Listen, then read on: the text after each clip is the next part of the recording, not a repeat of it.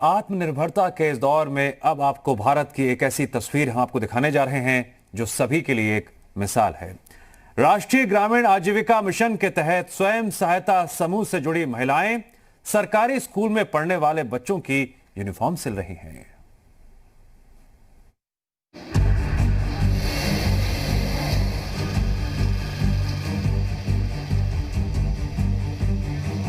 Corona काल में देखिए और मिलिए देश की इन आत्मनिर्भर और आत्मविश्वास से भरी हुई महिलाओं से। ये तस्वीरें मिर्जापुर की हैं। संकट की घड़ी में सिलाई का काम कर रही ये महिलाएं आपदा को अवसर में बदलने का संदेश दे रही हैं। ये सभी महिलाएं राष्ट्रीय ग्रामीण आजीविका मिशन के तहत स्वयं सहायता समूह से जुड़ी हुई हैं।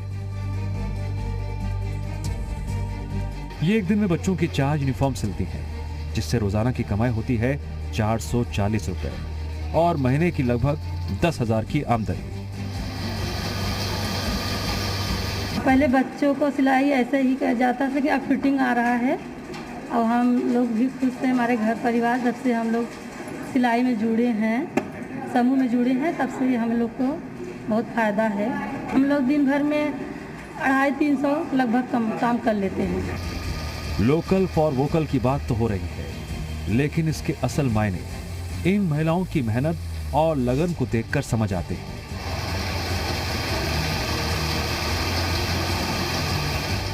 सरकारी स्कूल में बच्चों को जो ड्रेस मुहैया कराई जाती थी, वो दिल्ली, कानपुर और लुधियाना के कारोबारी सप्लाई करते थे। बदले हुए हालत में अब जनपद में ही इन महिलाओं के सिले कपड़े बच्चे पहनेंगे।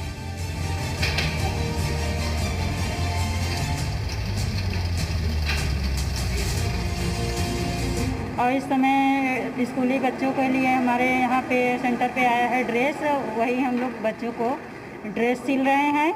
हमारी इनकम भी हो रही है, अच्छे से हम लोग 300-400 रुपए तक की हम लोग कमाई अच्छे से कर रहे हैं। बेसिक शिक्षा विभाग महिलाओं को कपड़ा उपलब्ध करा रही है। जनपद में करीब 2200 प्राइमरी और उच्च प्राइमरी स्कूल है। कुल 3,17,000 ड्रेस तैयार होनी है, जो बेसिक शिक्षा स्कूल के 1 से 8 तक पढ़ने वाले सभी छात्र छात्राओं को उपलब्ध कराई जाएगी।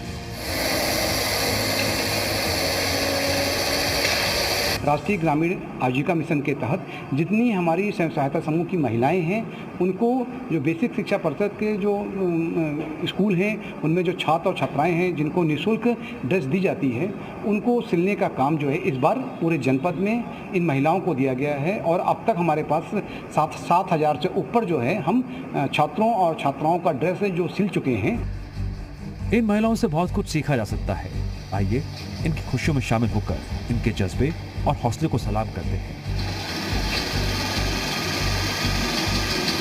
साथ ही जो महिलाएं हताश और निराश हैं, वो भी इनसे प्रेरणा लेकर अपने घर में उम्मीदों के दिए जला सकती हैं। राजेश मिश्रा, जी मीडिया, मिर्जापुर।